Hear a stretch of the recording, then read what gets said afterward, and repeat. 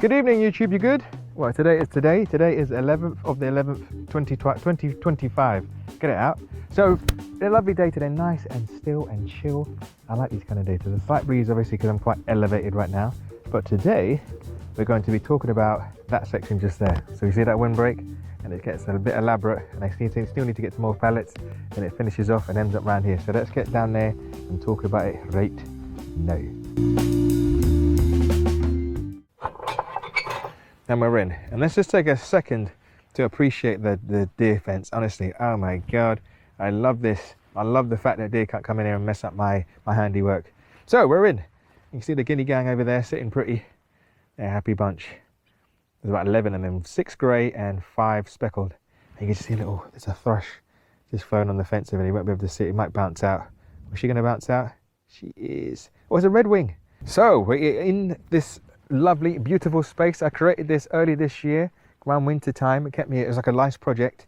And I can't even tell you how many pallets here. I'll count them and then I'll put them down at the bottom of the screen. But as you can see, well, it's hard to see just now. You can just about see it. So look at the height of these willow. These willow were put in early this year. You can see this one's about 2 foot. This one isn't even reached out of the pallets yet, maybe a couple of centimeters. And as it goes down, you can see, we walk down, let's slowly walk down here. You can see that the height is kind of gotten a lot taller since getting down here, because this is where a lot of the nutrients and goodness will reside and keep in this space down here. So obviously it was on a hill, there's a lot of runoff. So there's something I need to kind of put in here. I've fed these guys. I put down some sawdust. You can't really see it. There's some few dregs. I had a goose and lots of ducklings in my house, and I decided to put a lot of the kind of the goodness in here. Yeah, it's obviously rotted down, but you can see the height in time get taller and taller down here. And I would have thought, because it's closest to the wind, be a lot, and it doesn't get as much sun obviously than in summertime. The sun's like way up here, but because it's winter time now, you can see here it's almost what time now? It's about 11ish, 11:30. So the sun barely gets over. It does hit over, but again, it's just a struggle. So you can see here, it's just looking, what was that? That was a fly. But I thought it was a bee. I was thinking, what are you doing? Oh, look at that fuchsia. I'm getting distracted by everything. I'm very happy to see that. That's a good looking fuchsia right there. Good on you. I'm so glad it's doing well. And there's another one down here, because I don't really come here that often. Oh, there's another fuchsia here.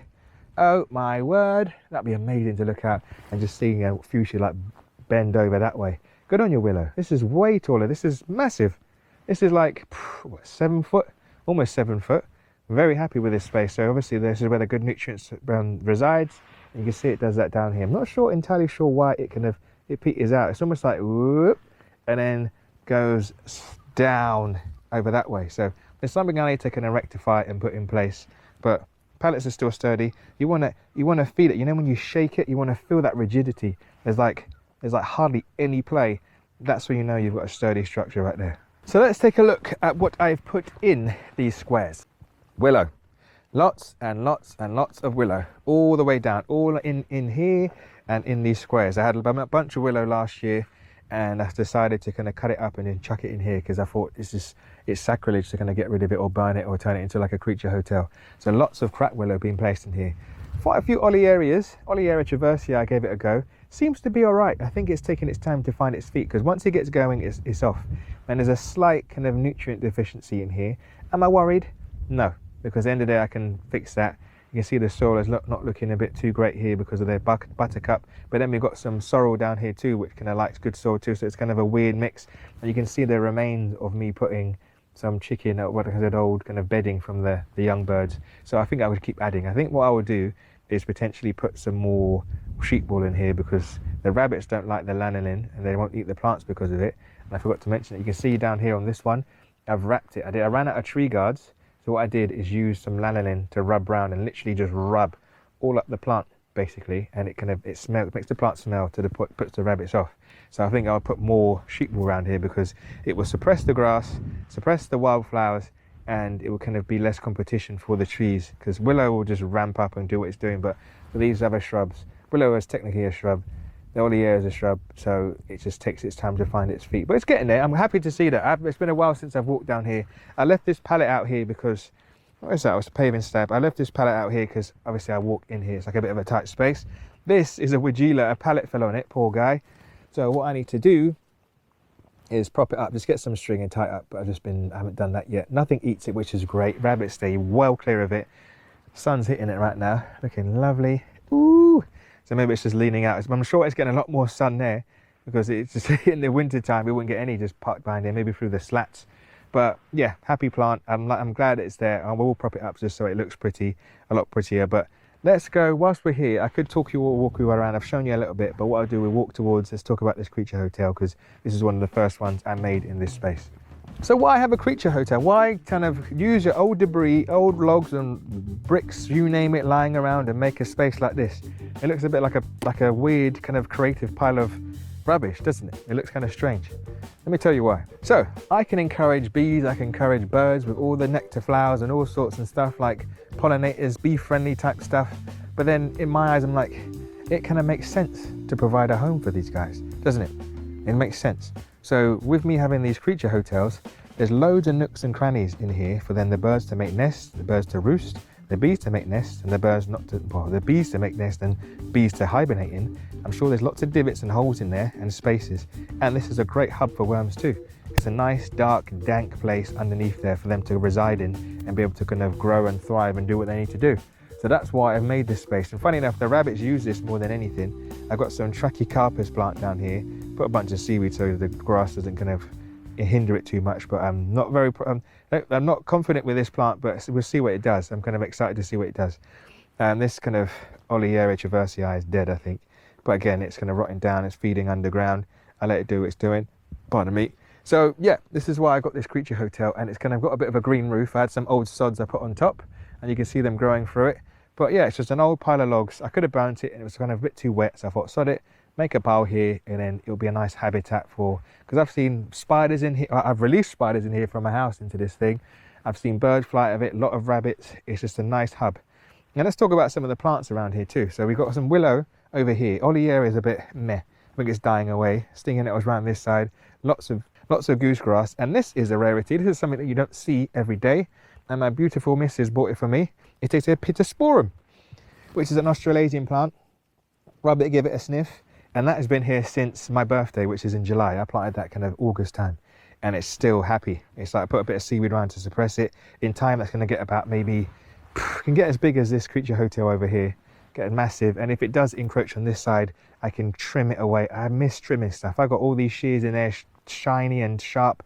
I'd love to prune it. This is going to get big and fill in this space, and then I can just kind of have this archway of Pittosporum that I can walk through. Or what I might do is let it get big and then just trim it like into a nice ball shape. I love topiary people. I've told you that before. So let's talk about my favorite creature hotel, which took a lot of, I felt like a structural engineer with building this one. Because honestly, like I was thinking, like if the wind blows this hard from this direction, would it do this and would it do that? It's one of the only ones I've had to use a ladder to make. So let's go and have a look at this creature hotel. It's one of my favorites. Where's that film from? Mrs. Doubtfire, that little kid in it. It's one of my favorites. That little girl. Anyway, it's a great film, and I got it on DVD. It was one of those, I got Mrs. Doubtfire, Big, and I can't remember other film that came with it on just one DVD. I was like, yes, please. It was like in them second-hand shops. I'm a sucker for that type of stuff. Memories. Get DVDs and Blu-rays, people, because if the world goes to rubbish, you would want to back up so you can sit the kids down and watch TV. You've seen all those old disaster films. What was it, like World War, 28 years later, and I Am Legend. You just watch stuff. Anyways, let's talk about this. Let's talk about this creature hotel.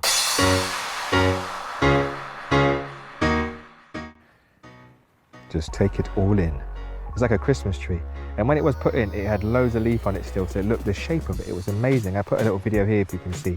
Just such a lovely shape. So I'm wanting it to thicken up though, but I don't want it to thicken, it's all dead. But there is live stuff in here. So if we walk around, I literally put in, there's one massive piece of constructional steel here. It was just lying down on the ground. So I got my ladder and I whacked it down and I got it right in the ground, really deep. It's about a good meter deep. And then I got this other one just here. And then I tied a bit of rope and a bit more steel this way. And I thought, you know what, let me just start having fun with it. It's just not much to this creature hotel. Literally, it's just constructional steel with loads of kind of branches put in place and then wrapped around with chicken wire just to kind of keep it all in space. And then I had this old gate, and I never get rid of old stuff that I find useful, and just wove it through the chicken wire and it's hold it in place. Because this has taken, we've had a lot of, there's a little wren over there. there's a wren bouncing around that creature hotel. Good on you, mate. And funny enough, I spin you around slowly so you won't get like car sick. But over here, I've seen wrens dipping out. That one's a bit of a lazy one. But that one, let's say lazy, took wood from a flipping old woodland, which you can just see the top of it over there, and dragged it. And I got like 5 ticks on myself because it was all tick infested land. It got all of them. And I love my thighs and my underarms and my belly. Was a bit of a lazy one, but there's quite a few live plants in that one. So this one, as you can see here, there's a pot here, and you can see how wet it gets. Really, really wet come this time of year. It's just, there's a water flow. You can smell it. It's it's breaking down anaerobically. You can smell the methane hitting my nose, and it's just it's like eggy, ammonia. And there's a water bit there. And a lot of this water has come from the top of the croft. So a lot of it from resides. That's hence why I'm trying to slow it down. But the reeds are here taking it all in. Oh, I can proper beast, man. But that's why I put this pot in, and believe it or not, I put about a good maybe 3 to 4 inches of this gravel stuff you can see here. That's a pretty piece, isn't it? That's really pretty. I might keep that one. And yeah, and then I put some soil in here, and I put some plants, some climbers. And it's just only these thornless berries that I've taken. And I think the why it's struggling so much is because the wind is still coming over here and battering. It needs a bit more protection before. This is kind of quite premature, sorry, for me to kind of put these plants in. But it's existing. It's not thriving, but it's existing. And if these were to die, I can always replace them and put some more in. But I know in here there's a live willow. I don't know where it is because everything looks dead right now. But believe me, there's a willow in here that's going to grow through and do its thing. And in time, I might, call me mad, but I might put ivy on here because it'll be a nice thing to see it growing up and doing its thing. But I just need to slow the wind down, and then I can get away with having this looking green and tall and like Christmas tree like. But again, I'm happy with it because I had some old trees and old logs and I made use of them. So it's good. Like I said, it's a nice plant, and it's lovely to see when you see like a good like 20 starlings just jamming on the top, just appreciating it and just like, yes, you do you. I did that. It's like one of those moments where you feel like, ah.